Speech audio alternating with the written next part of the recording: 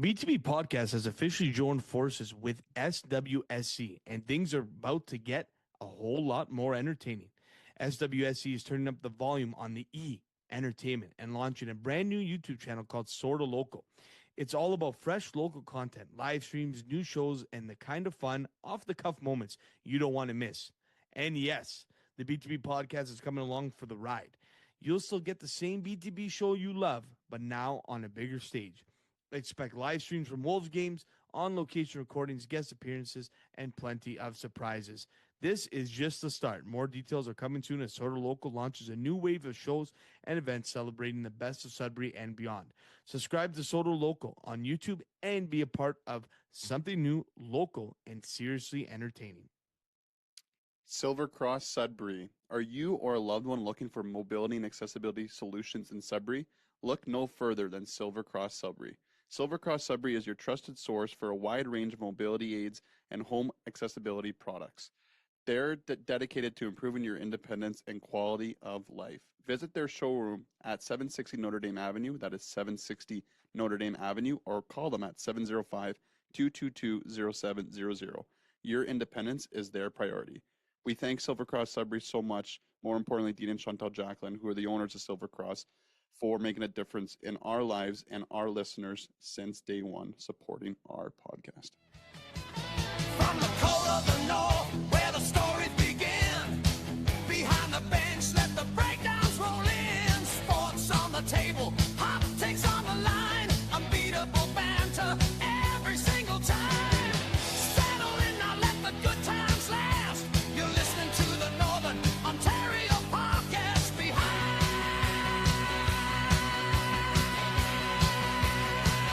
the bench. Behind the bench.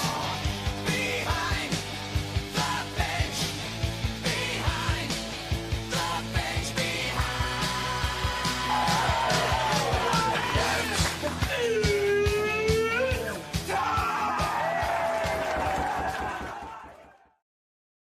What is going on, everybody? Welcome to week 238 of Behind the Bench. And I believe in the history of this podcast, we have never gotten a recording out on the same day.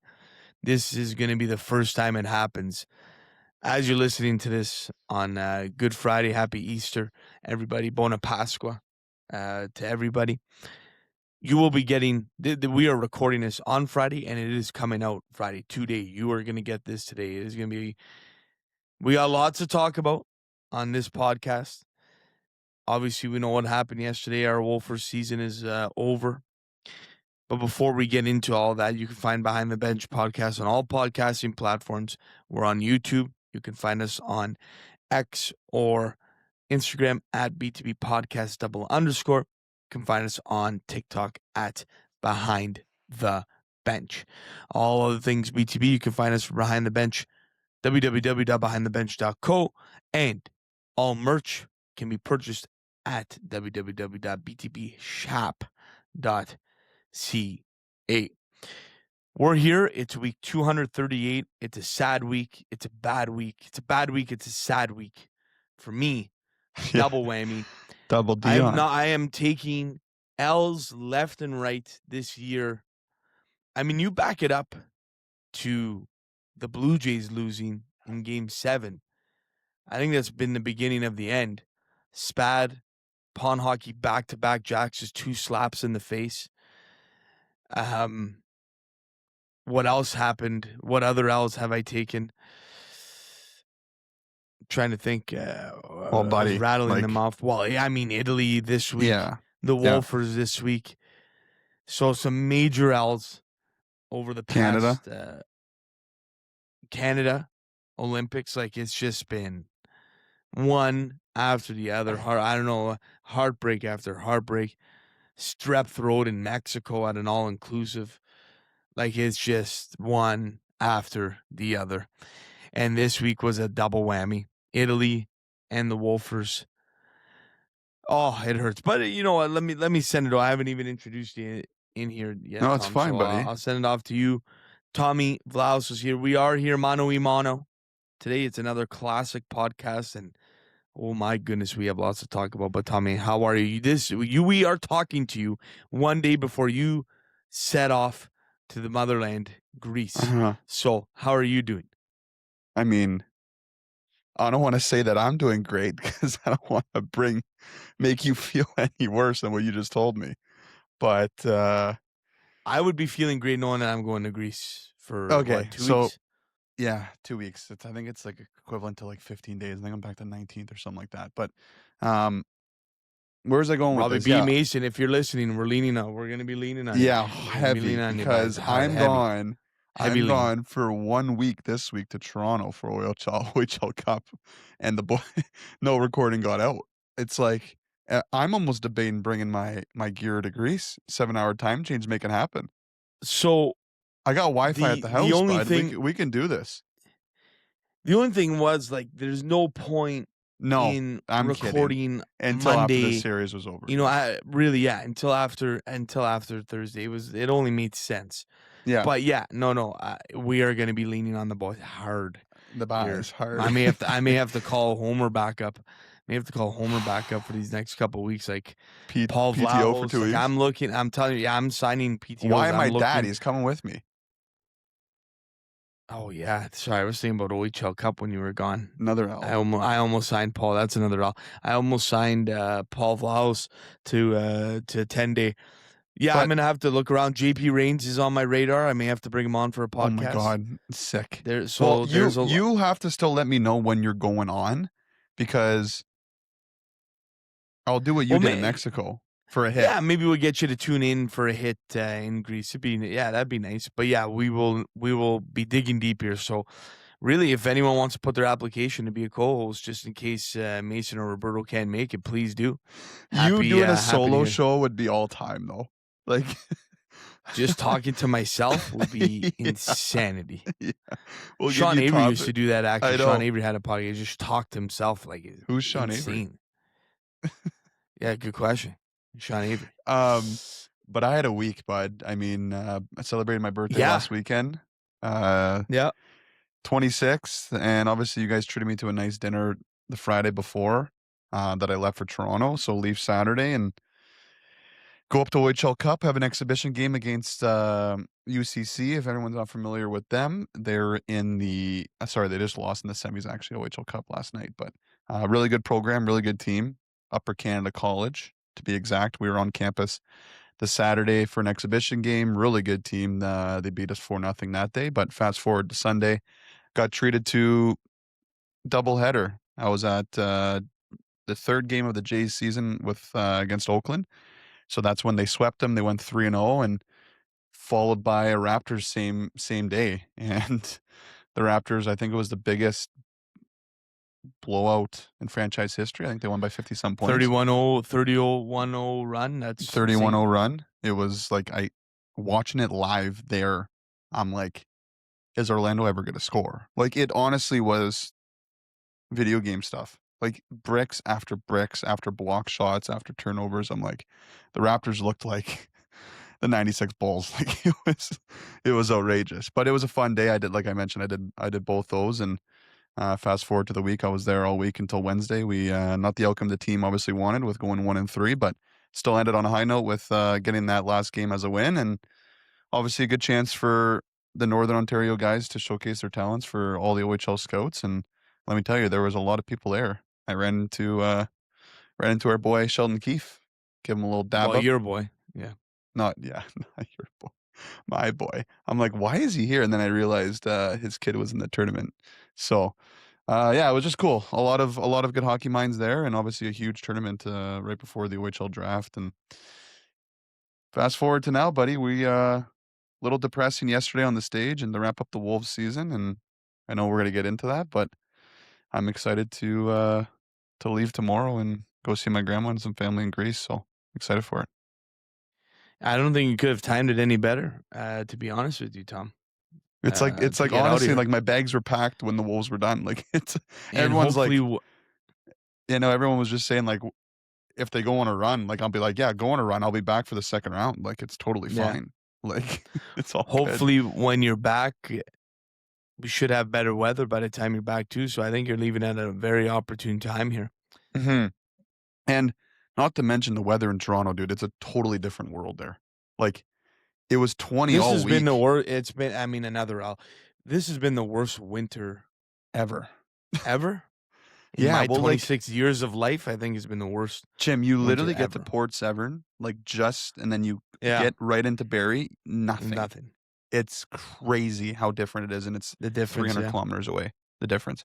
It's nuts. The I weather went patterns, for man. runs all week, man. Crazy. 20-degree weather. I didn't have to wear like a winter jacket outside. Like, it's Yeah, it's such a mood booster over there too. Like, and then you come back to this and you're For just sure. deflated, right? yeah, yeah. I mean, yeah. It's just, yeah. It's been a tough, tough winter, and yeah, this week has been really tough. We'll talk about it all here in the Corny's bulletin board.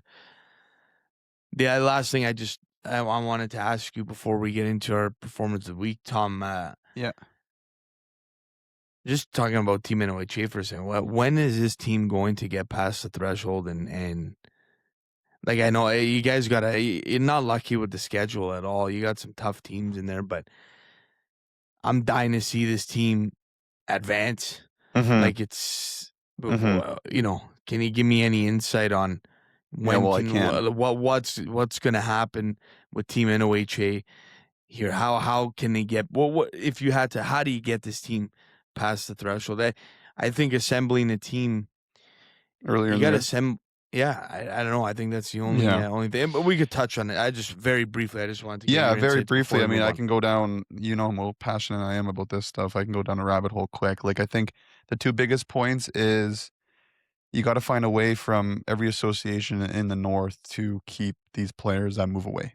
So Yeah. that's the first thing, right?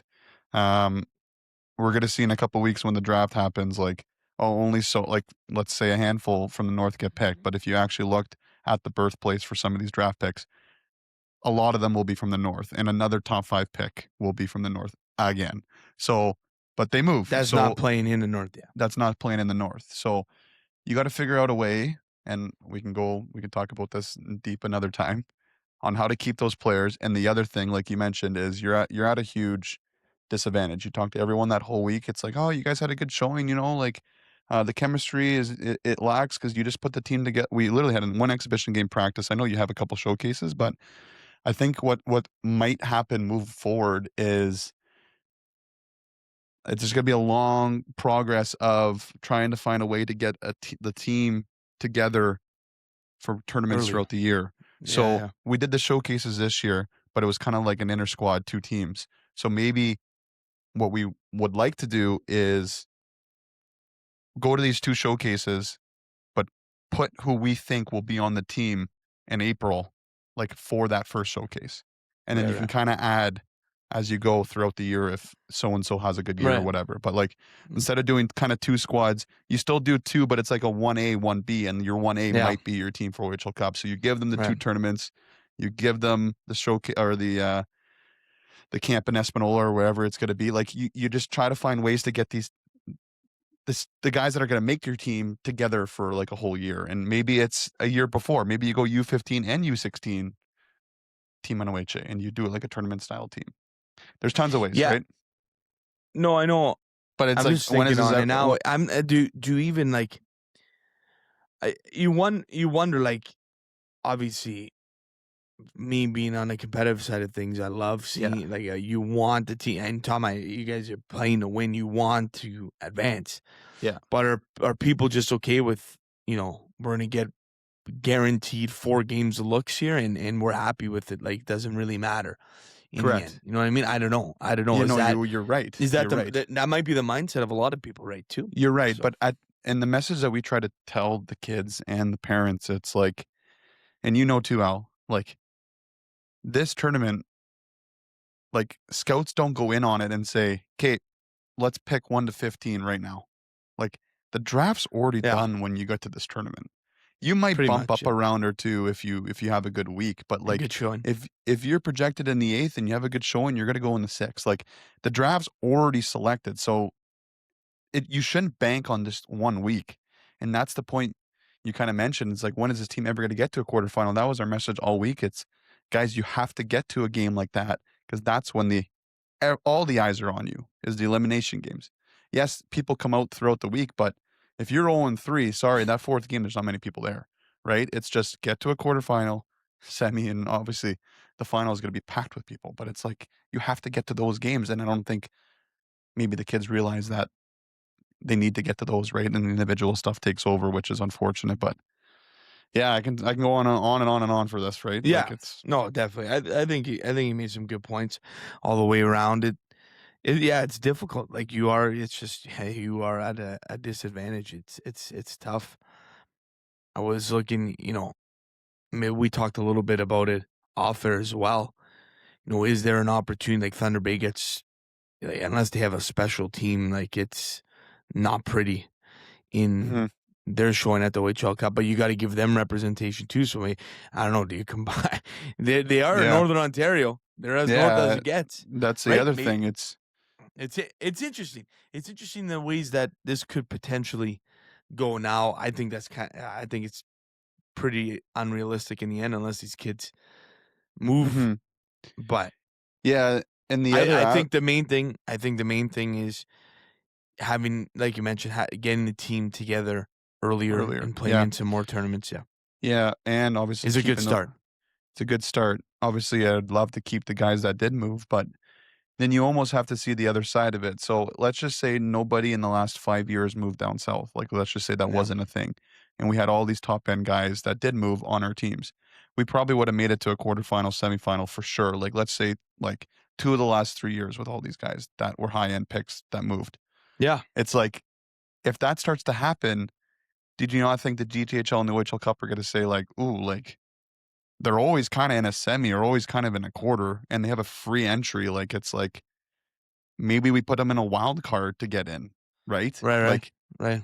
because Right. there's teams that don't get into OHL Cup that I hate to say it, probably better than us. You know what I mean? Yeah. I Right? understand it. So Yeah. it's like, when is that It's ever going to weird. change too? It's Right? a difficult situation. I don't think.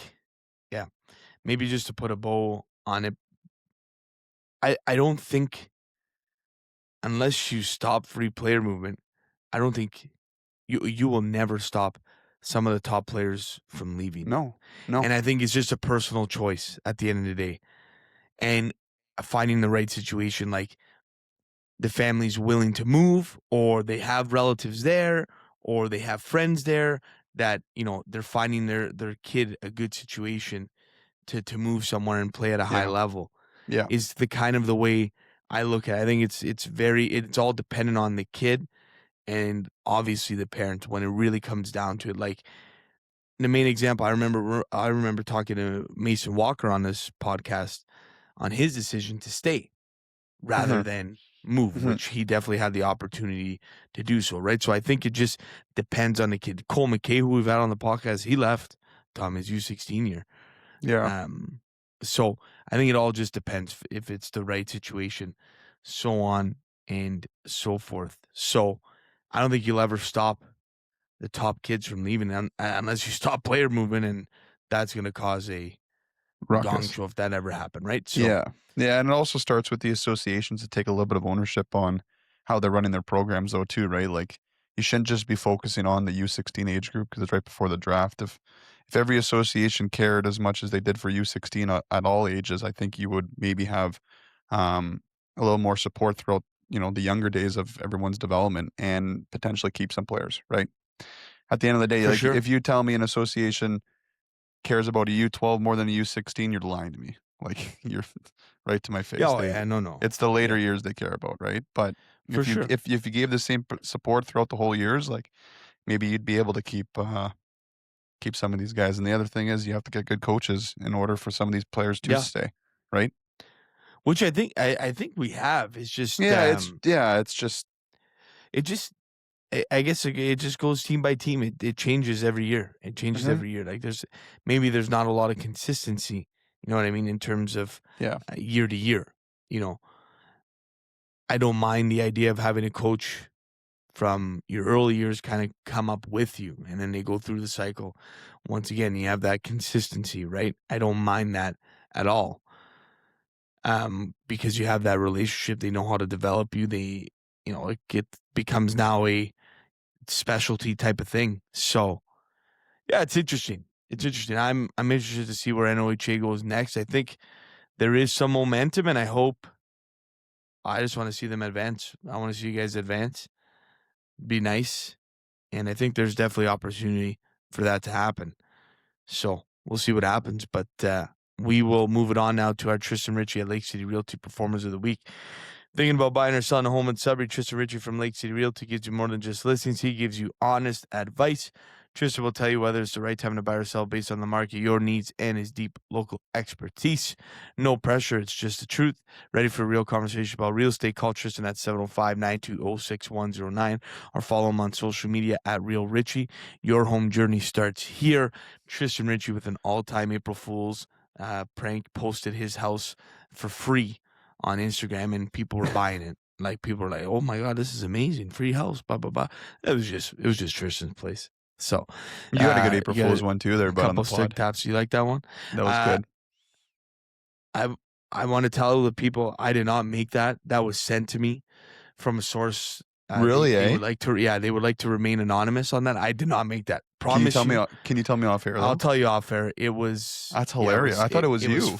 It was fired into a group chat, and I'm like, this has got to get posted because. Well, we were talking about what we were going to post for April Fools, and then you got that sent to you moments later. Yeah, like I would say, maybe an hour after we talked about that. That's hilarious. I was like, all right, well, let's post it. It did well. So yeah, your performer of the week, though, Tom. Yeah, it's I don't want to go just one individual, but we mentioned a lot in the intro for myself, obviously with Team NOHA, like such a cool opportunity to be there again. Obviously, I was able to be selected to be an assistant coach, and basically, my performer is that whole association for one, believing me and giving me a chance to be a part of this group, but in terms of the coaching staff, like it was such a good experience in terms of working with with Peter and Steve and the rest of the training staff. Basically, everyone comes from different areas of the north, and we kind of come together for a whole week. And obviously, the two most important guys in the association, Jason Marchand and Jacob Brown, obviously they kind of lead the front runners of the association to give me a chance. And yeah, it's just super cool opportunity. And like you mentioned now before, one day hopefully we'd be able to advance, and hopefully in the years to come I'm selected again to be an assistant coach. So I just want to give my performer to all of NOHA for all the work, and obviously all the scouts and all that stuff that are part of it for the last 8 months putting this team together. It's a lot of work behind the scenes, and without them it wouldn't have been possible for me to be there. So yeah. Love it. My Thanks, buddy. performer of the week, I mean, I'm going to keep it pretty simple here. Obviously, the Wolves season has come to an end. I said a lot of thank yous on stream to the Zulich family, like I mentioned. They've always supported us from day one of this thing. I'll still never forget the day Jack Zulich introduced us to Dario. I don't know if you remember that, Tom. It was just at a random Wolves game. And we just kind of shook hands, and he's like, "Yeah, these guys are good. Like they're going to be good." And so I'll never forget that. So a big thank you to them for everything. Paul Hamilton, really the guy that kind of reached out and wanted to do this project and wanted us to do the live stage this year. So thankful he did it. I never thought we'd be able to do something like that. Like, what an opportunity. We did a call with Joe Bowen, like in his final season with the Leafs, and probably that was his last call with the Wolves, maybe. It was just so cool this year to be a part of it in that type of sense and give our input on the game. And I hope we're back next year. I would like to be. I think we did a good job, and I think there's a lot of potential for what we're doing. So just back to Paul Hamilton, just having the belief and noticing us right away. I didn't know Paul until he reached out. So it was so cool to kind of build that relationship, and it means the world. And to have us in their studios, and yeah, I know, it's just really cool. So a big thank you to Paul for everything there, and Mike Caciotti, like I mentioned on stream last night.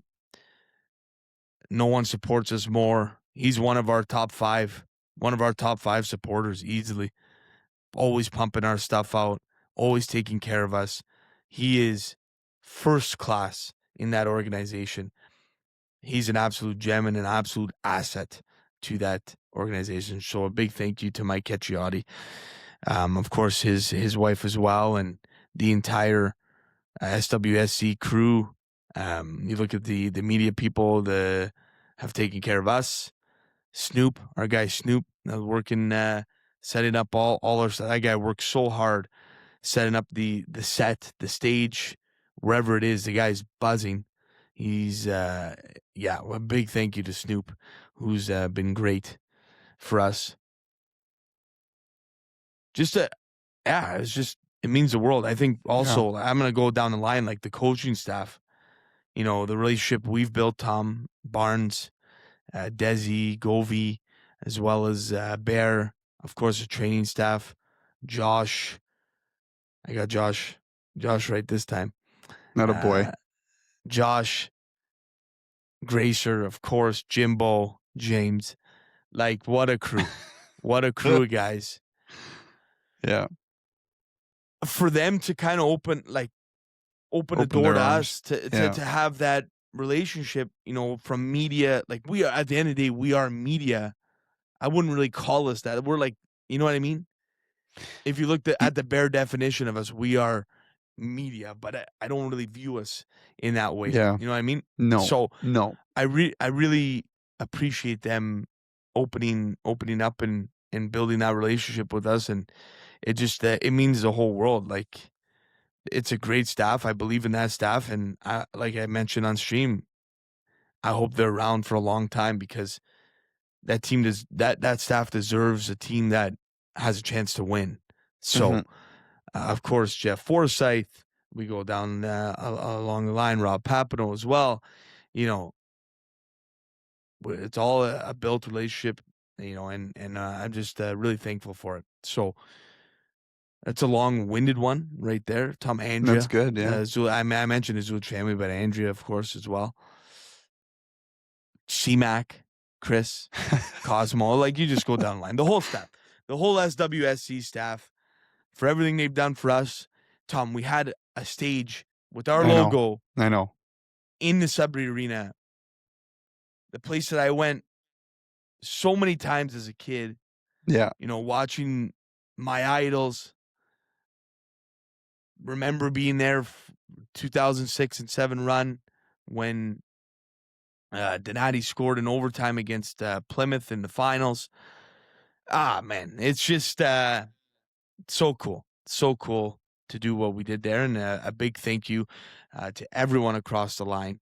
That was kind of long-winded, but yeah, just a big thank you. Wanted to get that out there. So it was a fun time, and really, I think it's really just the beginning. I think we can really get it going next year. Yeah. So want to be back, ready to be back, and really excited for it. So we'll move it on to our Querney's Bulletin board, Tom.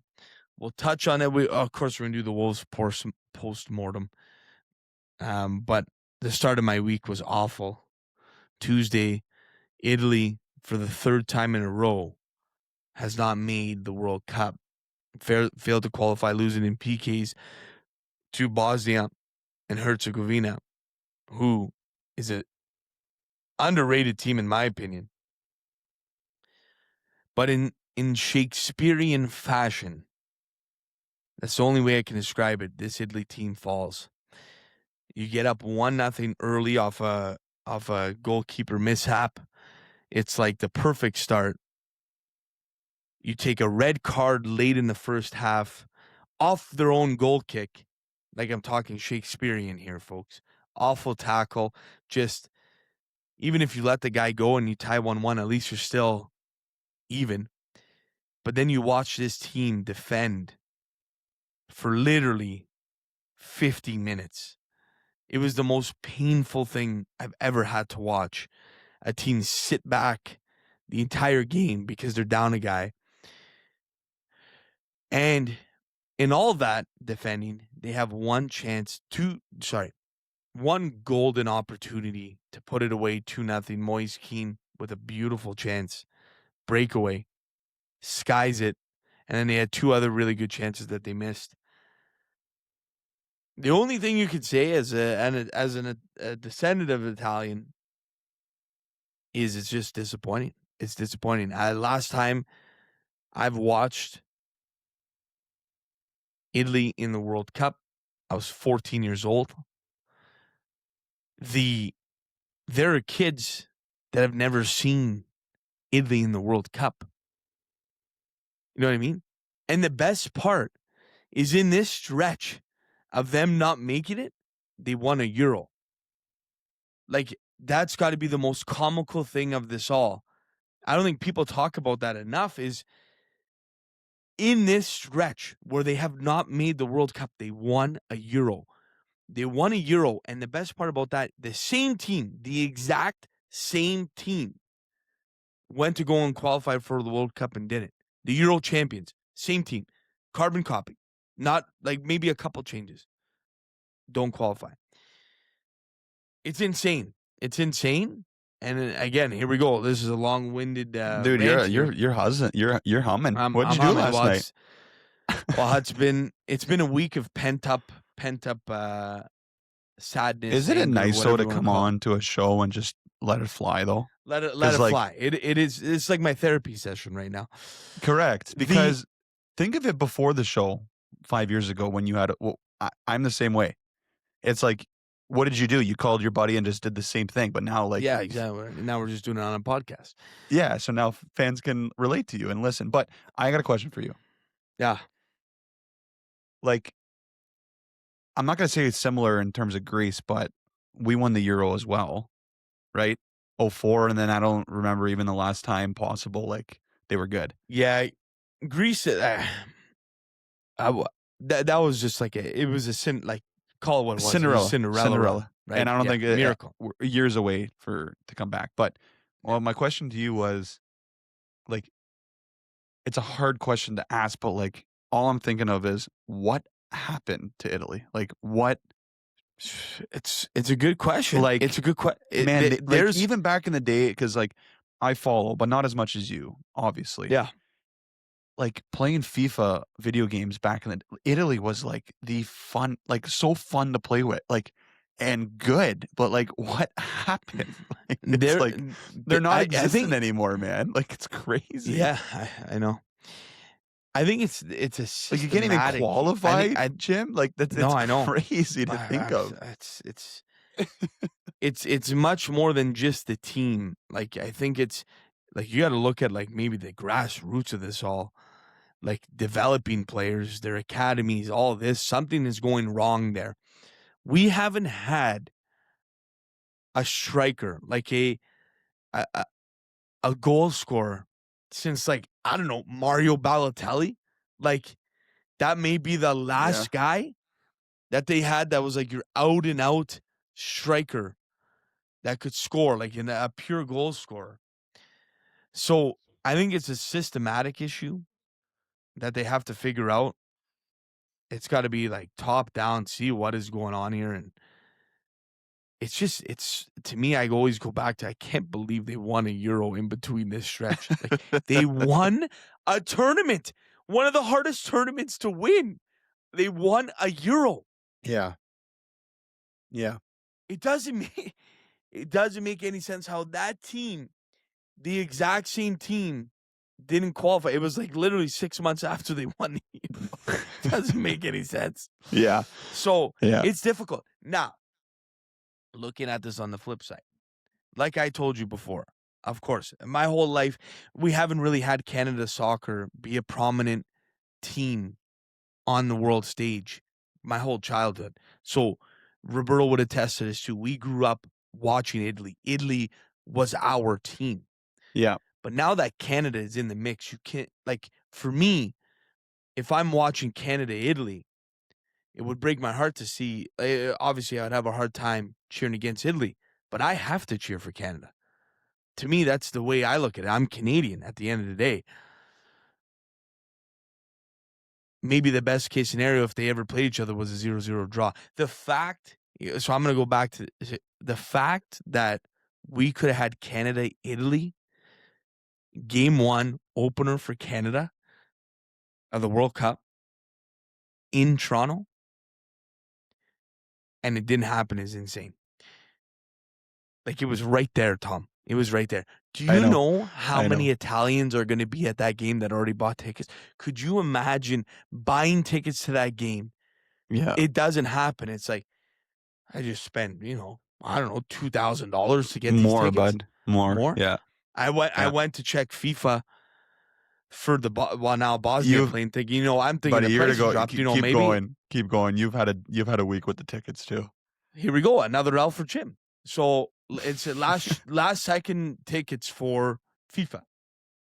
I'm like, okay, well, prices have to have dropped now that they're playing Bosnia. What I didn't realize is that it's Canada's only game in Toronto.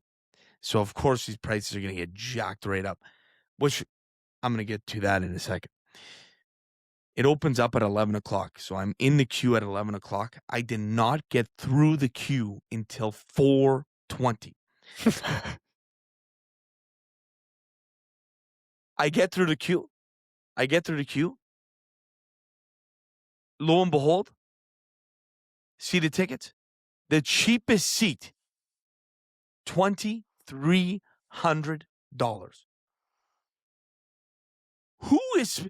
I'd like to know who's going to these games. Yeah. Who is spending this type of money to go to these games? Even like $1,200. It's insane. It's gross. It's disgusting. It's disgusting. We're talking about soccer. We're talking about soccer, one of the most affordable games in the world. I know. All you need is a pair of shoes and a ball. And we're spending $2,300 to watch a game. It's embarrassing. But There's got to be other ways that FIFA can make money without ripping off the customers.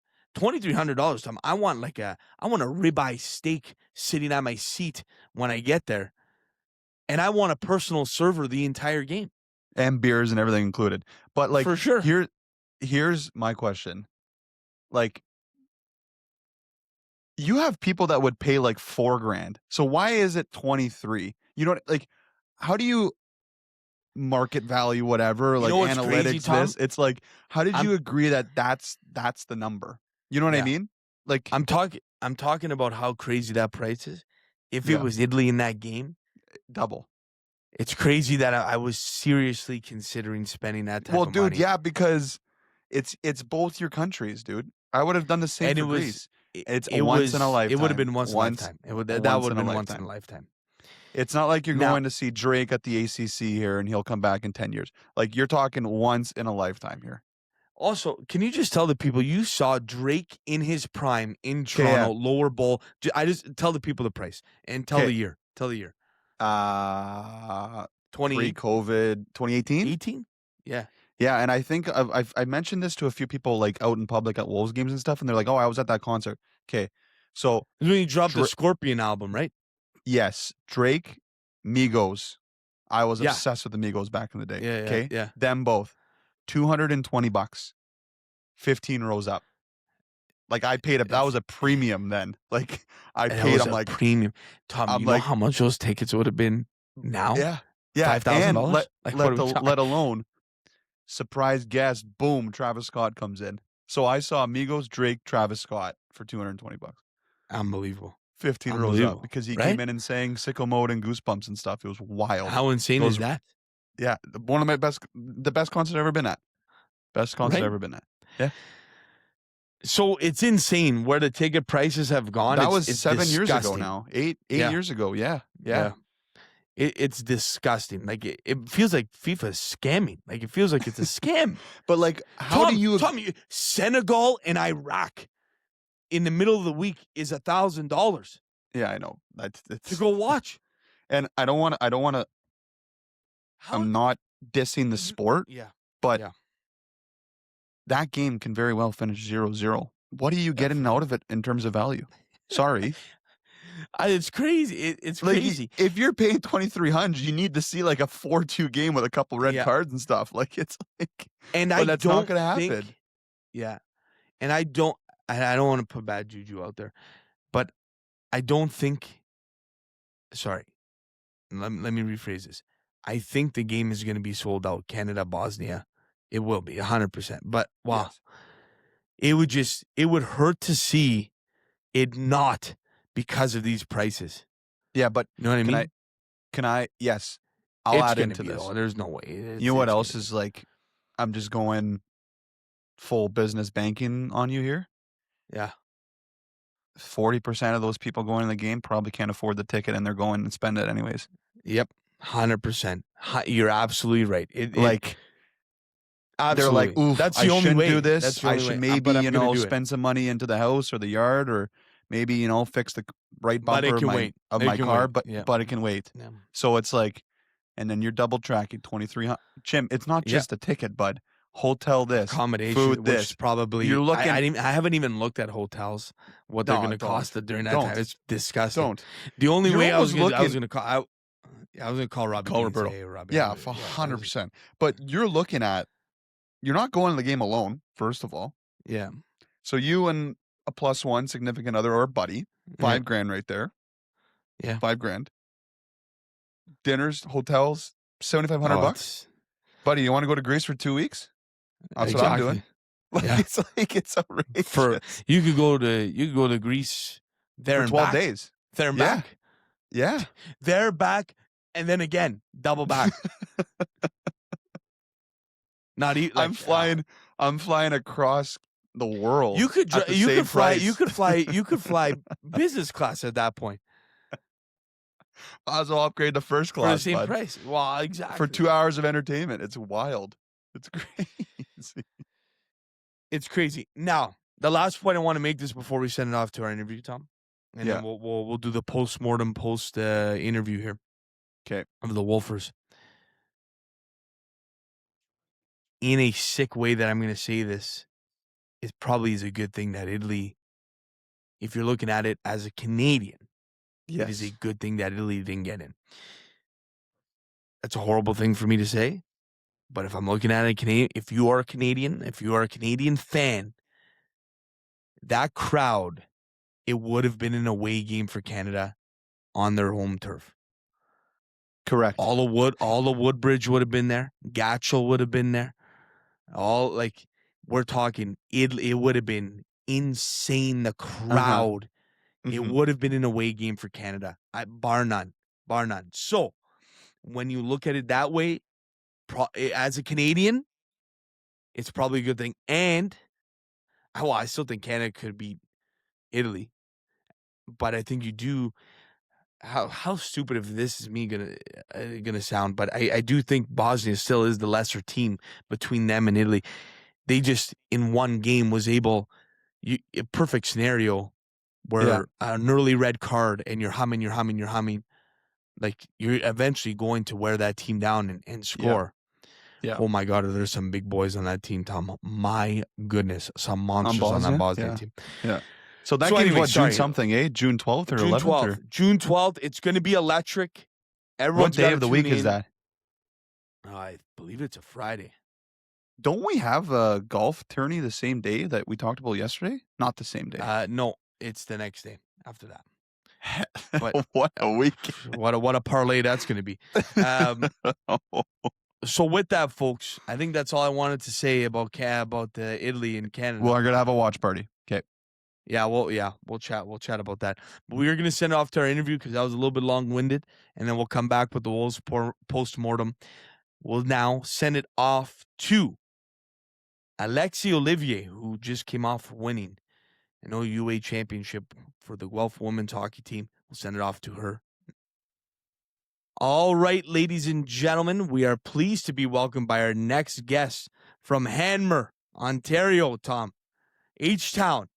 She had quite the march, winning the OUA Women's Hockey Championship in her 4th year with the Guelph Gryphons. Had a strong showing at Nationals, finishing 4th. Please welcome Alexie Olivier to the B2B podcast. How are we doing? Great. How are you guys? We're doing great. Happy to chat here, Alexie. Let's get right into it. Obviously, playoffs, you guys winning the OUAs. I mean, it must have been quite the rush of a march for you. Yeah, it was phenomenal. First of all, beating Waterloo in the quarterfinals, that really set us off. And that gave us, like, a lot of confidence going into the finals and obviously the semifinals as well, but yeah, it was crazy. I've never experienced anything like that. But yeah, Very cool. yeah. Yeah. Now, looking back to the start of the year, was this like, did you guys think you had a special group that you knew you guys could go on a run here, or this kind of spark near the end of the year and just kind of peaked at the right time? Well, going into preseason, we had a rough preseason. We didn't Yeah. win too many games, but I think that's what sparked us to like, okay, we gotta like really dial in here. And Yeah, yeah. but then we had a really good record battling for first like most of the season. So yeah, pretty much we knew we had Waterloo in the quarterfinals, and that really like put a fire under us. And yeah, yeah, So a big rivalry between you and yes, Waterloo. Yeah, huge. Okay, gotcha. That's what I'm sensing here. yes. Okay, I love it. Now I was trying to understand this playoff format for a second here. Yeah, It took it's me a second. You should have seen me trying to explain it to Tom. I almost had to go to ChatGPT to tell me what's going on here. it was harder than But school for me, Alexie, actually, to be oh, honest. Yeah, but and we're hockey uh, guys. oh Yeah. yeah, but so basically it's a slew of 3 gamers, which is crazy for series, of course, in hockey. Yeah. And then the finals is a 1 gamer. So tell me, like, how stressful was this for you guys? Because I believe, and even in that Waterloo quarterfinal, you guys went to OT in game 3, correct? Yeah, Winner go home. Yeah, three Yeah. overtimes in that game. Oh, it was triple overtime. Triple overtime. Oh my god, man, that's Or crazy. maybe wait, yeah, no, triple, yeah. triple. Yeah, Yeah. yeah, crazy. So It yeah, was like, how stressful is this playoff format? well, obviously, so we won their first game versus Waterloo, and then Yeah. our second game didn't go very well. We lost 6-0. It was yeah, I It think happens. we went Yeah, That's into the it a little bit playoffs, though. It's confident, but and then yeah, like it was do or die hockey, so we kind of just laid everything on the line, and it went our way, and yeah, we were very grateful for that. So Yeah, definitely. yeah, Wow, it's crazy. Tom? Let's talk about that triple overtime game then. Like, what were you guys doing in the to get prepped for in the room? Were electrolytes flying around? I've never drank so much BioSteel, I don't think in my yeah, were you cramping up? Like what was kind of the vibe? And I guess who was yeah. kind of the leadership group in the room to say like we're right there, just one more shot. And obviously you guys were able to win that game. So what was kind of Mhm. going through your head? Well, everyone was trying to just, I don't know, eat some snacks off our snack table, like, just try to put in whatever you can in your body. I couldn't eat, like, I was like, I was way past that point, Yeah. but, pretty much just, like, take a breath and, like, just relax and Yeah, just not put too much pressure onto it, and it paid off, so, for yeah, sure. it And took any big speeches in the room? Anyone step up, say anything, or No was one had pretty any it was energy yeah. left, Jim. Like I'm Yeah, yeah. Pretty saving quiet. Yeah, yeah. saving was it. pretty quiet, but, like, our Yeah. music helped. I Blasted love it, yeah. music, yeah. 'Cause, yeah, not a lot of people, like, had enough energy to, like, actually, like, get up and scream, and, yeah, it was but we found a way, Wow. found a way. Found a way. That's it. Yeah. That's all that matters. Yeah. And you get past Waterloo, and obviously kind of the rest is history. Now, you guys get OTEC in the semis, who upset Queens. So was Yeah. that, a matchup you guys were happy with? And you like, was it more like, if we get past Waterloo, we're gonna kind of roll through this thing? Yeah, we pretty much, but obviously you have to Yeah. think, like, your opponent first and, like, stay in the moment and then think about the Yeah. rest later. But, yeah, we were pretty happy to see Ontario Tech and 'cause we did pretty well with them during the season. Gotcha. So, yeah, it was Okay. good. Yeah. Cool. We shut Well, them out, actually. We yeah, yeah. Oh, yeah, yeah. so that was Big pretty time. cool too. Yeah. Yeah. And then you get U Ottawa in the final on home Yeah, that ice. was a surprise. That was let's just say that was a big shock because I totally thought we had Laurier in the finals and we were Interesting. Okay. the host, yeah. Okay. So what Yeah. was the kind of like the build up before that game, and obviously for you to get it done in your fourth year, like kind of run us through all that emotions and obviously beating U Ottawa. Well, yeah, so we watched, like, the Laurier-Ottawa game, and, we saw, like, Ottawa won, and it was just, "Holy moly, we're hosting, like, this is gonna be nuts." So, Yeah. pretty much, yeah, it was incredible just being in front of our own fans, and obviously Ottawa's still a really tough opponent. Like, we still had to really show up that game, and we did, and they gave us a really good game. So yeah, it was very close. It was a bit too close though. Too close for comfort. Yeah, Yeah, I got a penalty within 30 seconds left of the game, and I've never been so nervous in my life. I think Oh yeah. that was crazy. Yeah, What was the penalty for? Did you hit somebody? Tripping. Tripping? Oh Yeah, no. Come that was a tough one. on. That was a tough Lazy one. penalty. Lazy. I thought I took the puck first, but I rewatched it. No, it was very, Full trip. very You clearly. deserved it. Yeah, you deserved it. That's okay. Oh yeah, no, it was That's okay. tripping. Yeah. Yeah. Well, But they okay. got it done for you. That's all that matters. Yeah. Yeah. Yeah. Yeah. How was the atmosphere in the barn? Was it bumping or what? It was sold out. Sick. It was Yeah. crazy. The whole football team came. They had their whole like St. Patrick's Day like outfits on. Like they were yeah, partying before. But it was nice for them to show up, and the men's hockey team too. They all came, and it was amazing. Just it was so loud I couldn't even hear myself think. But it's okay. Gotcha. It was good. Yeah. Yeah, that's awesome. Awesome. Now, moving on to nationals here. How was it, moving on to that stage and being on obviously the biggest stage in university hockey? How was it moving on there? Well, yeah, so it's honestly like a big blessing, like just making it. Like I've never Yeah. obviously made it to nationals before, so it was surreal. Like just playing that first game versus Waterloo again. Yeah. Go figure. Crazy.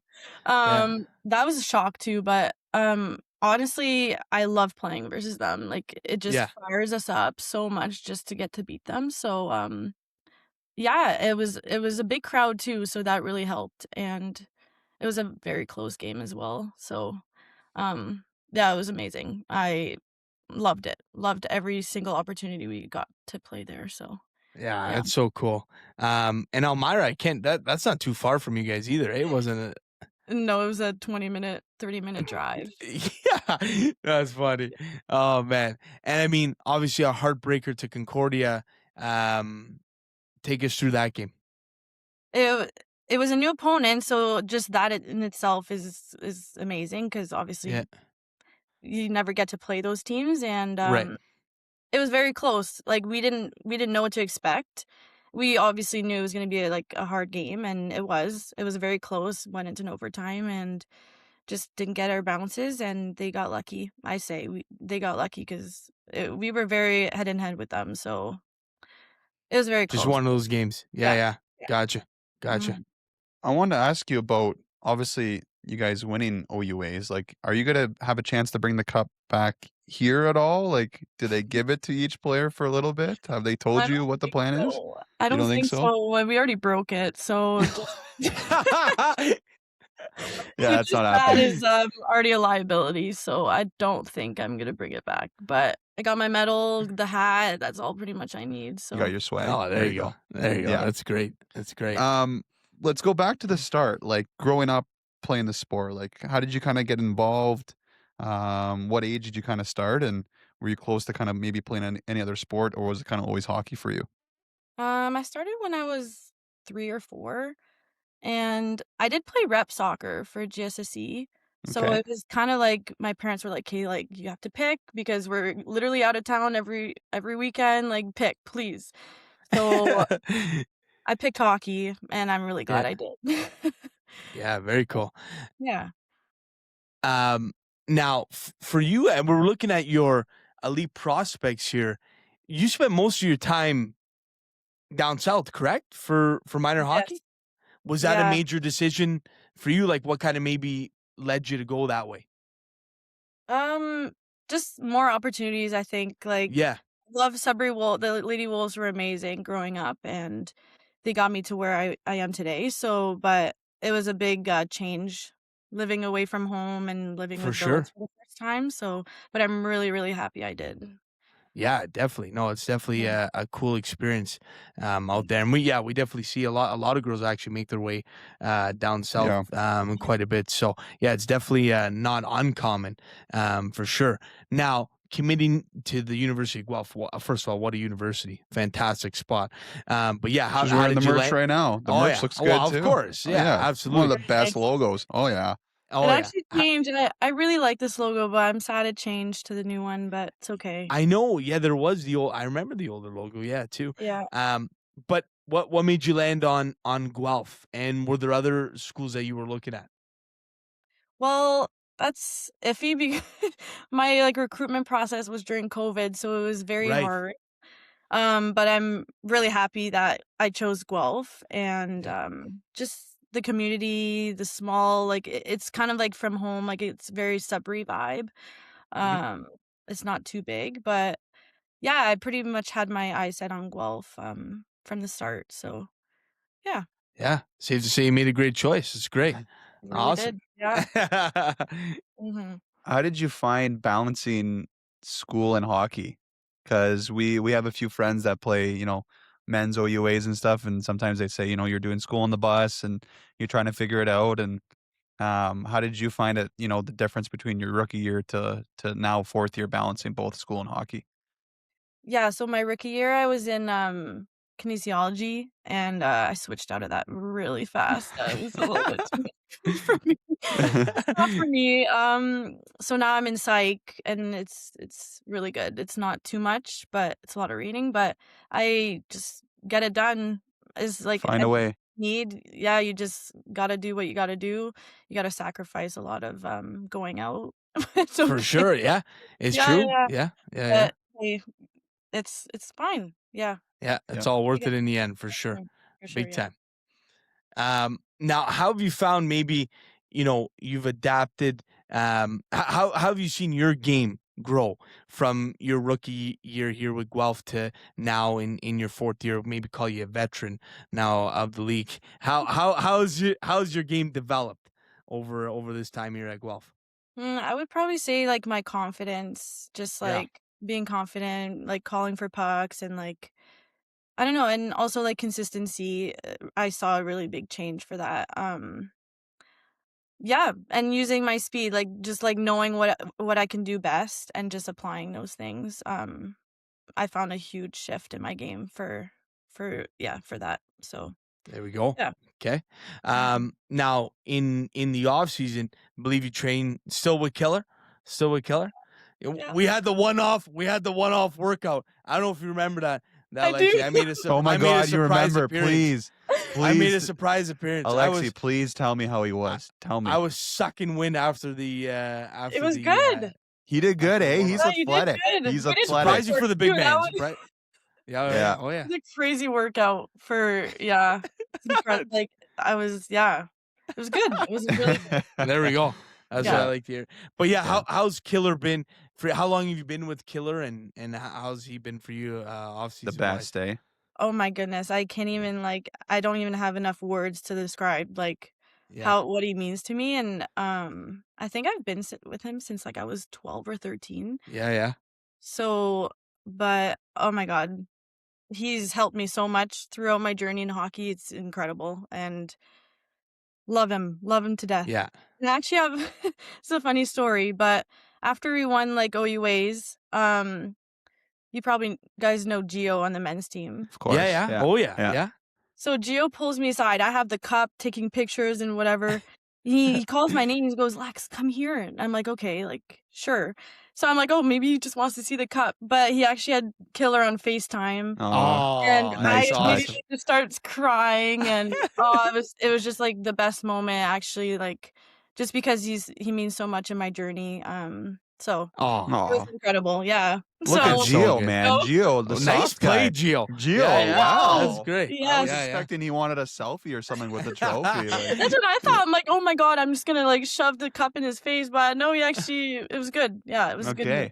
Yeah. There you Oh, go. that's great. Um, Yeah. I want to ask about your game day routines. Are you kind of eating the same stuff? Are you getting a pregame nap in? Like, kind of run us through what a game day looks like for you. Definitely a pregame nap is very, very important. We Yeah. usually play our games at 7 or 7:30. Yeah. So I get my pregame nap at around 3, wake up, eat, I don't know, whatever's left in my fridge. I'm not very picky. Like I hate eating before a game. I like yeah. But then I drink a whole biosteel. Okay. Yeah. I play at least 20 minutes of sewer. Yeah. Yeah. I listen to, this is weird. I listen to 2 motivational podcasts, like in my headphones. I love it. Not I our love it. show. See, but We're it's not okay. motivating enough. Not our show, No, eh? Yeah, not no, yet. no, Not yet. no, not But yet. and then that's pretty much it. Like, and then I do a little pregame walk with my roommate sometimes. Yeah. But Yeah. it's snowing, so I try to do that more in the morning. I don't know. It's usually snowing, so we try not to, or I just use the bike downstairs. But There that's you pretty There you much it. go. I'm There not you very go. picky. Yeah. Yeah. Love it. Yeah. Now we're big gear guys too. We love our hockey gear here. Are you like very picky with your gear? Like maybe are you like specs on your stick? Like what kind of stick are we dealing with? What are you working with right now? Well, now we have Team Stock Warrior. Okay, yeah. I'm not a fan. Yeah. No offense, but I'm just not a fan. I'm more of a Bauer girl. There we go. P28, Yeah, 55 flex. there we That's go. what I use. But yeah, our team's Warrior, so I can't argue that they're free. Yeah, you gotta make it work. Yeah, You gotta make make it it work. work. Make That's it work. Yeah. Oh, But I everything love it. else is Bauer. Other Okay. than our helmets, but yeah. Gotcha. Okay. Okay. Mhm. Gotcha. Cool. I want to ask, like you mentioned during that triple overtime, like the tunes are going on. Like, what's kind of playing? Is the genres different throughout the year? Like, do you have a winning What's the song? win Like, song? Yeah, what's the win yeah, song? like what are the girls playing in the room? Okay, our win song is "Eeny Meeny" by Justin Bieber. Oh my God! Oh, yeah, classic. That's a classic right there. Banger. Yeah, so that's great. Love that. We pretty much play like rap, I would say. Like Wow. Okay. like upbeat rap, or like definitely not country. That's a big no in our dressing room. Okay. Maybe, like, Interesting. post game country, but like not during game. Okay. But yeah, mostly rap. And like Tate Gotcha. McRae, I have to shout out my girl Tate. Tate Oh, McRae's Tate. played in the dressing room a lot. Okay. So you're still okay with Tate even after her endorsement of United States hockey here? We're okay? That hurt me a lot. Yeah. That really truly like, cut deep, but it's okay. I forgive her. Forgive There her. you go. Separate the music from the artist. I got you. Yeah. There you yeah, go. Yeah. I love it. Alexie, what's the future look like for you here in terms of maybe hockey and schooling? You have one more. You're going back for one more year. What's it look like for you? So yeah, I'm going back for my 5th year. Okay, a little victory lap action. I like it. Yes. Yeah. Well, I still have to finish my program. Yeah. I have no choice to go back, but hockey's just a plus for that. Yeah. But and then probably obviously my goal is to play like further on. Yeah. Probably play in Europe for a couple years. That's the Yeah. big goal. Hopefully Sweden. Love it. Sweden's like my goal. But whatever, I'll take whatever. But I just want to keep playing, so Love it. yeah. Love for the games there. That's Mhm. awesome. Great. Okay, well, before we wrap it up here, we go to our dynamic 5-year. It's 5 rapid fire questions. Whatever comes to the top of your head, let it rip. So I will Okay. send it off to Tom here. Okay. If you were to be good in any other sport other than hockey, what would it be?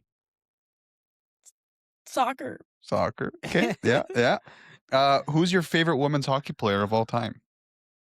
Emma Malte or Mary oh. Philip Goulet. Okay. There we go. Love it. Yeah. Mhm. Your dream travel destination, anywhere in the world where you want to travel to. Australia. Nice. Okay. Your go-to karaoke tune. What are you jamming out to? Pink Pony Club. Good tune. And your favorite Sudbury restaurant? Laughing Buddha, I think. Yeah. Laughing Buddha. Okay, the Buddha. Dude, I that's like Is it. that the first vote for the Buddha? That might be the first Buddha we've ever had on this podcast, Whoa. which I love. Wow. That's It's a great. good spot. Great spot. Yeah. Yes. Great spot for sure. Yeah, there you go. Well, listen, Alexie, thanks a lot for taking the time here. Obviously, congratulations on all the Thank you. success. What a great run. Hopefully, you guys can run it back for your last year, and obviously keep it going. And we'd love to see you head off to your big dreams in Europe as well. So, again, thanks a lot for coming on. We appreciate it. Thank you so much for having me. That Dynamic 5 was sponsored by our lovely friends from Dynamic Therapy. Dynamic Therapy helps you reach your full potential, whether you're an athlete like myself recovering from an injury or looking to improve your well-being. Dynamic Therapy supports your recovery every step of the way. They offer services like athletic therapy, physiotherapy, massage therapy, chiropractic care, strength and conditioning, trigger point injections, on-field care, and ACL rehabilitation. Visit their brand new facility at 2095, that is 2095 Armstrong Street in Sudbury. To call them at 705-919-3311 to book an appointment. You can also follow them on their Instagram page at DTRC Sudbury for any updates. Get back to feeling great with DTRC, where your recovery is their priority. All right. Alexie Olivier, great chat with her. Fun to reminisce there for a second on the one workout I had with her. Completely random. Dario Belgio, we were supposed to go for lunch. He's like, I got to hit a quick workout with Killer, and you're coming with me. I said, all right, well, here we go. And like I mentioned, how long was that workout? An hour, 45? 45 hard, I think. It was 45 hard. So Dario was doing his own thing. I was teamed up with Alexie, and we're doing the speed ladder. Warm-up, by the way. Speed ladder was the warm-up. I was drenched. My heartbeat was probably through the roof, sucking wind. I never gave up. And I know Killer was proud of me. I talk about Killer. He was impressed. A big man can move like that. Yeah, he did. He does mention that a few times. I remember. He does mention that a few times. But I did want to mention Alexie is a beast in the gym. Mm-hmm. She I was like, her explosiveness was insane. That was like one of the things I just distinctly remember. And yeah, she is a hard worker. Never skips a day in there, and it paid off with a championship. So yeah, super cool. Big congrats to her. And I love her love for the game. Loves hockey. Yeah. Right? Yeah. Loves hockey. Like, it's awesome.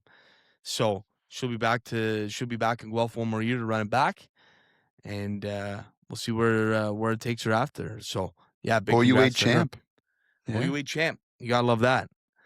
Let's go and finish this podcast off, Tom. The Sudbury Wolves get swept by the Brantford Bulldogs. You called it. You called it, Tom. You predicted it. The Wolves lose 4 straight. You caught a lot of heat for that, by the way, but at the end of the day, you were correct. Mm-hmm. The Wolfers lose 4 straight to the Brantford Bulldogs. Now, on paper, it's going to look quick, but I don't know. Especially games 3 and 4 at home for the Wolves.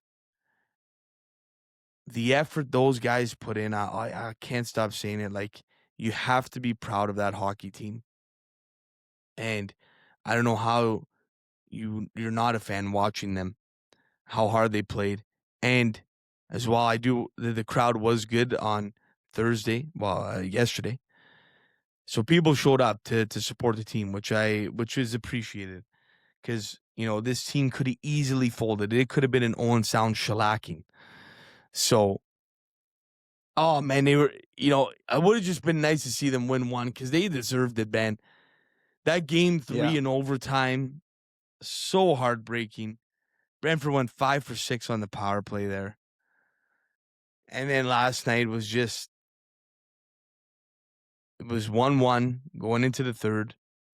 And you mentioned it on the stream, Tom. Next goal wins. And Brantford scores early, and my God, did they put on a defensive clinic in that third period. Wolves only had 2 shots in that period. So maybe your thoughts on the series as a whole, Tom, and then we'll talk about maybe the Wolves season as a whole. Yeah, I mean, I hate to say that I was right, but it's just the better team is moving on, right? They're the better team. They're the better team, and they were always the better team.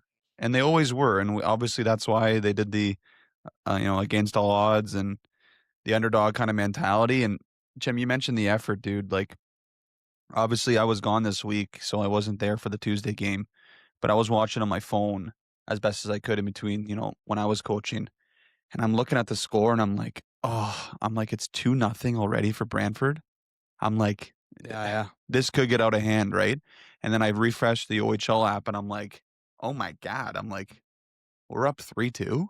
Like, so then I get What to a sick Roberto's. period that was. That second period was sick. Yeah, I get back to Roberto's in time after my game to watch the third and overtime. And, we're chit-chatting, whatever, in the kitchen, and we hear the goal horn go. I'm like, oh my God, we're up 4-2. I'm like, here we go. Like, I know I'm back Yeah. Thursday for game 4. The series is going to be 2-1. Like, put a little bit of pressure on Brantford. Yeah. And like you mentioned the penalties, right? You look back at that game 3, that was the deciding factor of the whole series, right? It was. It's very unfortunate. I can't even imagine, we mentioned the staff, like, going back to watch that game and some of the calls that were made that probably shouldn't have been called. Like, it's going to eat you alive probably all summer, right? Because you're right there.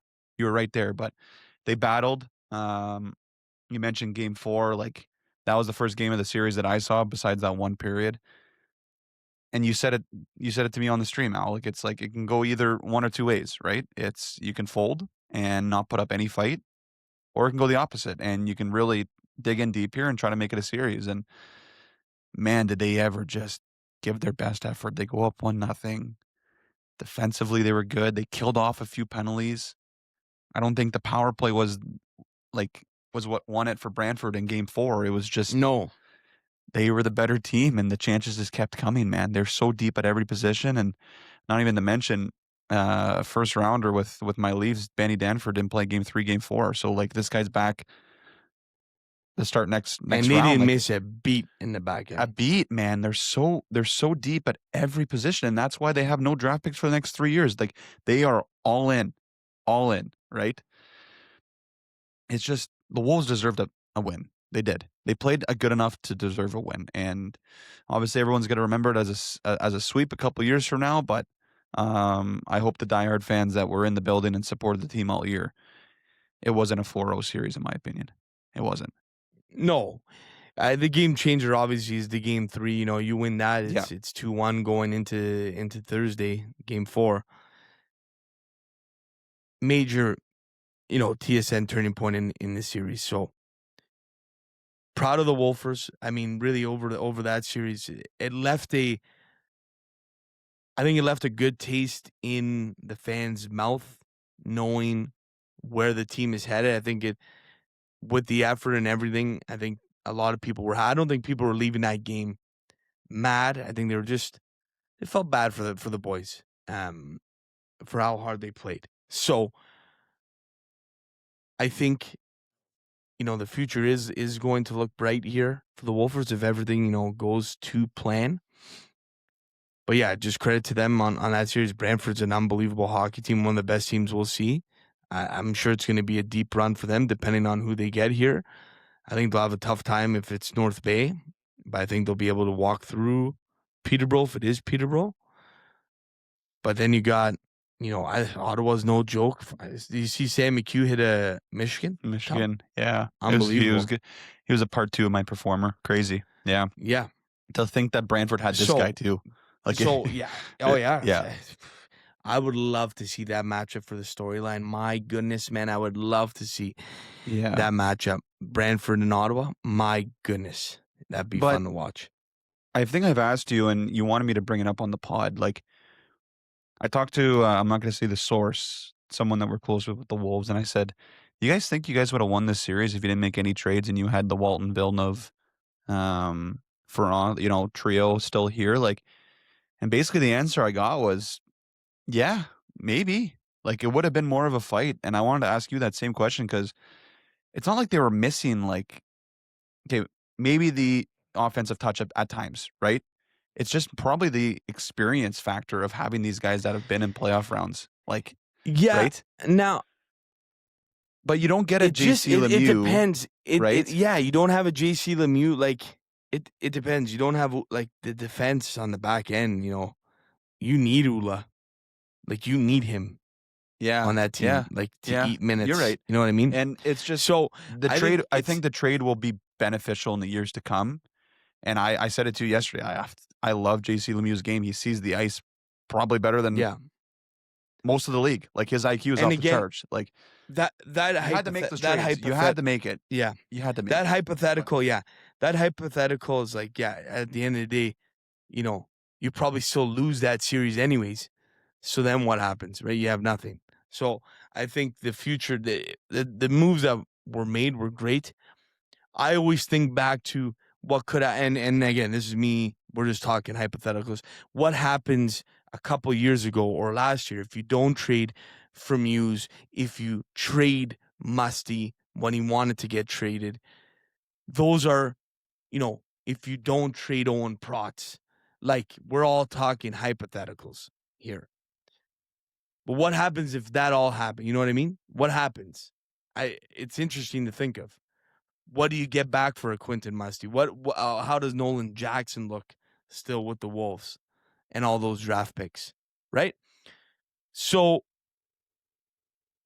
I mean, you can look back. We are in the present. It is what it is at the end of the day. So you can look back all you want. It doesn't matter. We're here right now.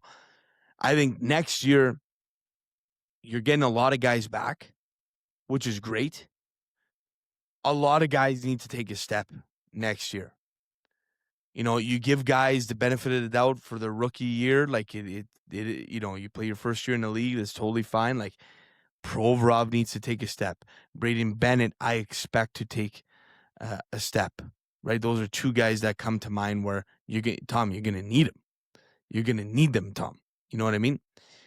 I think Chitteroni, anyone would agree, and I think he himself would agree. It's been a disappointing year because. Wow, you got the injury bug. Like it is what it is. You've been hurt for a ton of the year. Like that's very difficult to navigate. So I expect Hudson Chitteroni to take a massive leap next year. I think he's going to come in with a little bit of P&V and have a really good year. And then I'm looking at guys who aren't on the team, Tom, or who maybe appeared with the team. I think Mason Walker is on that Sudbury Wolves team next year. I think he has to be. I think he should have been on the team this year. So expect him to be there, and I think expect him to make an immediate impact on the Sudbury Wolves. Genzula's brother, Patrick Ula, is going to be in the mix. For sure, he's going to be there. Big fan of Bremer's game as well. I just don't know if Bremer's going to be, if he's slated to be at OUA next year. I can't remember what age Bremer is, but then you look at Frasca. Frasca could come back as an OA. Bronis is going to come back, who's excellent in Game 4. Oh. He was amazing. I thought both goalies were great for most of the, for the year. It kind of just took them a whole year to figure it out, right? Can we talk about that for a second? Is the goalie situation that the Wolves went through? How many goalies? Chartier, I think Leonard, 8 or 9. Marshall, Chartier, Leonard, Marshall, Tremblay. Who else, Tom? Frasca, Brones. Yeah. I'm missing a couple, I think. Marcus Vandenberg. I'm just kidding. I don't. Yeah. Like, so there's 6 right there. I think it was 7 or 8, but I'm missing a couple call-ups here and there. But like that was an insane situation. But happy that the Wolves landed on, 2 solid goaltenders. I thought they were great. And I got to say one more thing, and I think one more person that can make a huge impact. Okay, you ready for this? And I don't think it's talked about enough. And I really, really hope that this organization gets it right, because they are drafting 5th overall. That's going to be massive. A massive pick. And you have to and that can be someone that steps right in, right? Right away. Like it could be someone that steps in right away. Yeah. You have to hit on this. It needs to be, actually. Sorry. It just, you know what I mean? And sorry, you're not really drafting a project in top 5, but don't like think this guy's going to be good in 2 years. Like your kind of window is like he has to be an impact player now. Like you need depth. Now. Clearly, look at Brantford, right? Like if you play third line center or whatever. Like I think if you're the Wolves, like, are you looking to me, are you making a little bit of a run at it next year? Possibly. Are you trying to? Possibly. What position would you draft at 5th overall? Best available. Really, eh? I was thinking about that today. Actually, that's great that you asked that. Great question, eh? Dab. Great question. I was thinking about that today. Wolves needed another defenseman. My opinion. If you're like, I think the back end still needs help. Yeah. I don't know. What do you think? Yeah. Well, Yeah. maybe I'm wrong though, because they need depth scoring as well. Yeah. You know what I actually think they lack? That's why I said. What? So I did that little soiree in my head, and I said, you know what, just take best available. Best available. But fair. I actually think they're lacking up the middle of the ice. I think they need a center. Yeah, I agree. I know Bennett Actually, no, I is agree. good, but like you had Chitteroni kind of in and out play center. Like I don't think he's a natural center. He played wing his whole life. Cogs was taking some draw. Like you really have Jan Hovan. Like, and then tell me otherwise. Like Clayton, yes, for sure. But I don't think Clayton's like a top 6 forward center, right? Like to me, it's either center or D. I think he will be. I think he will be next year. I think he will be next year. I think he's a perfect 3rd-line center on a team that's trying to win. Like Sure. But he will be, yes, probably. But like on a team that's going for it all, if that's what it is next year, I don't think their next year is like a full push. Like, because if you don't get Gonchar back too, then you're taking a D, because like then you're really thin. Like, right? So yeah, best available. I think you take best available and then you go with what you got, like whatever you have in. But you gotta hit. And if anybody from the Wolves is listening, wink, wink, nudge, nudge, give me a call, because I've seen all these guys throughout the whole year, and I watched them dominate our team OUA. There's one guy for sure that I think they should take at 5 if he's still available. Looking at the OA situation, the current 06s that are rostered with the Wolves, Joey Bremer is an 06, so I think it's going to be tough for him to stick around the Wolves. However, do I see him maybe being an OA in the league? Like, it's hard. It's hard when you haven't played in the league that much. But 6'2", 214, I love his game. Like, but is that somebody you're taking as an OA? Probably not. Berehowski is going to be in the OA conversation. He's going to be in the OA conversation for sure as an 06. And I believe, who else we got here? Frasca for sure. Sorry, this is divided by forwards and defensemen. My apologies. Odell is in there. Gonchar is in there. And Frasca, like you mentioned, Tom. So, and Charchi, I think Charchi is the odd man out there, obviously, but Frasca is definitely in there. So what? You got Frasca, Gonchar, Odell, Berehowski, and we said Bremer, but you could probably say Bremer. You know, so I already know. So you're in a 4 situation. I already know who's my 3, and at the same time, I think you're looking to upgrade those OAs. Like, at the end of the day, your OAs have to. Does Gonchar come back is a major question. I think a lot of people are confident in Gonchar coming back. I think for the sole reason is, well, I don't know. He hasn't signed with New York yet, so we'll see. But I don't think a player like I don't know if college is the right route for him either. Like I don't know. Yeah. Development wise, it's probably better here for him, right? Because he's got to play. Like, let's be honest. When did he settle in? Halfway through the year? Yeah, he was sick in the back half of the year.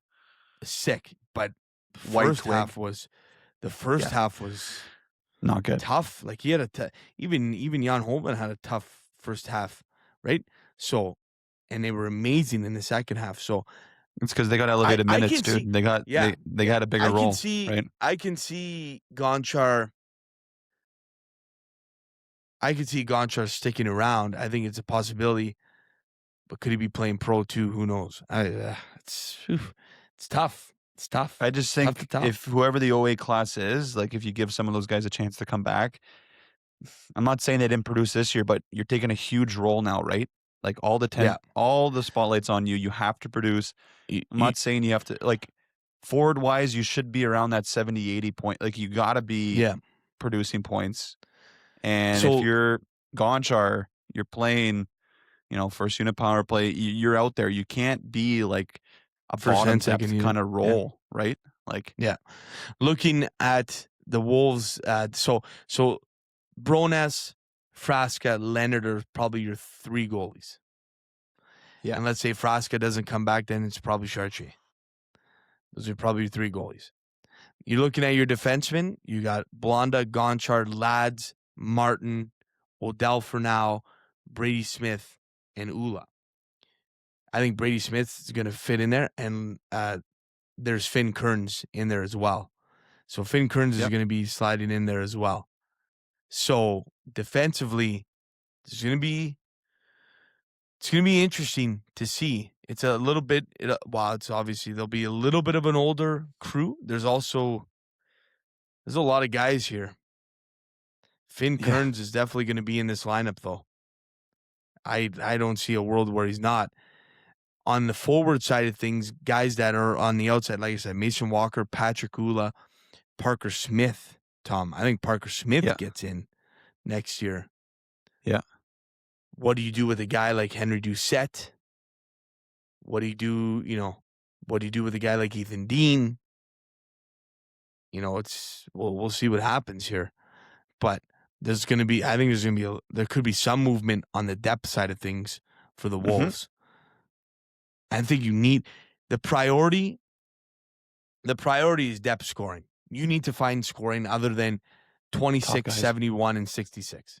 100%. Right? 100%. Yeah.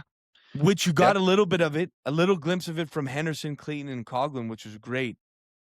Again, Henderson's going to be great next year, as well as Clayton. Right? They're going to have a big year for sure. Massive years. Yeah. And they're in the 07 class too, so. Yeah. It's basically almost their team and that top line, man. It's going to be interesting, eh? It's going to be interesting. Got to find a little bit of scoring from just looking at the roster.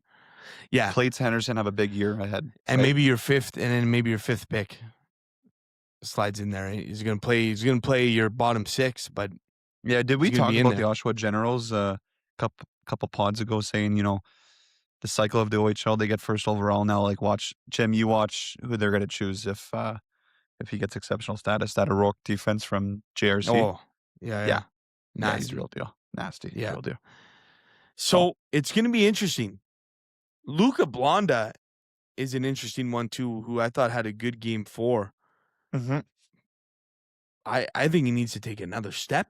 I think there's another step in him. Easily. He's an offensive kind of guy though, right? So if Gaunch isn't there, it's going to be his power play. And maybe that makes him excel, right? Like he needs that kind of minutes on the peeper. So we'll see. The pieces are kind of there. It's just if these guys take next steps, that's the huge question mark in every organization in the OHL. Yeah. And now that I've taken a deeper look at the roster, I do not think this team right now on paper is set for a run. Not yet. Not yet. It's another year at least. Another year. They're going to make playoffs. This team may make, this team's probably right now on paper, no moves, 5 to 8. 5 to 8. The bottom half of the playoffs, I think. Easily. 5 to 8. Easily. Yeah. And can win a round. I'll tell you that. Next year, that team will be able to win a round. Because they got playoff experience this year, which was a huge success for them, right? So they'll be able to win a round. I just want to say one thing. A huge thanks, and we saw them a little bit after the game. Well, one of them anyways. Cogs and Yules. Wish them all the best. Unreal. Robin Morris, Bowling Green. Awesome. 2 great schools. Awesome to see. And 2 great schools, 2 great guys. 2 guests of the pod and guests of the pod. So we love the support. Thanks for coming on our show. And we'll be following along, man. Both of them. So yeah. It's been fun to watch them. High and hard Yules. Yules back. Love them. And Cogs, especially Cogs had a fantastic playoffs. He was phenomenal, so I wanted to my cap to him there. I still will never forget his first few games with the Wolves when they had that run. Oh, wow, that run, the supposed run. they were supposed to have. He was sick on the fourth line. Yeah. Him, Yearwood, and Ferran just down to. Oh my God, it was fun to watch. Fun to watch. Yeah. Yeah. So- and Cogs on the personal level with me has been great. I had to get some Yeah. stuff signed by him for my cousin that's Class, that loves class, Cogs man. and met with me at the rink and shot the shit a bit, and basically Yeah. whatever the people needed in the community, he was there. Same as Yulzi. So Class. two great people. Class act. Yeah. Yeah. So I think the Wolves' future is definitely bright. I don't think it's a run next year. I think it's the year after if you're really looking at it. I think. Who knows? We'll see. Looking across the OHL before we wrap this thing up, Barrie up 3-1 over Niagara. I think that one's over. They won 9-6, Tom. They're probably going to wrap this one up Saturday in Barrie. Ottawa sweeps Kingston. No surprise. North Bay, Tom, series up 3-2 right now. And Saturday, tomorrow, in the Bay, 7 p.m. That is nightmare fuel if you're a Peterborough Pete. Going down 3-2 into that barn on a Saturday night. That could be over. Yeah, it's over.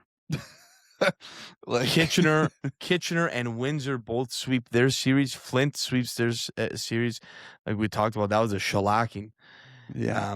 London and Sioux. London's making it a little interesting here. They're going back to London Friday. Tonight, sorry. So they're back in London this Friday. Today, Good Friday. Sault Ste. Marie up 3-1. Can they get it done in London, or are they going to drag it back to the Sioux on Easter Sunday? Oof. We'll see what happens. Keep dragging That's it. got to Keep be a dragging. tough playoff sell, no, Tom? Yeah. During the Easter weekend? It's gotta be No, tough. for Good Friday, I think. There's I think There's diehards, eh?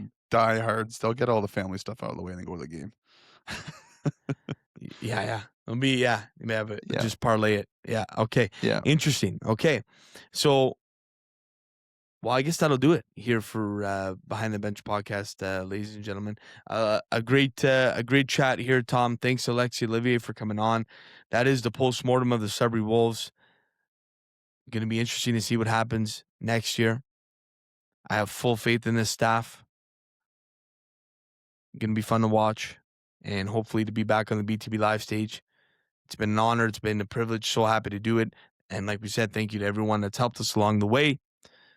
And we're going to be back for 239, folks. Tommy, have fun in Greece. We'll have See a you in a different couple look weeks, here. buddy. Yeah, we'll have a different look here for the next couple of weeks. But we'll hold the fort down for you. I know you guys are going to do great. Yeah, and have fun out there. So that's going to do it here for week 238. Everybody, love y'all, and we'll see you next week.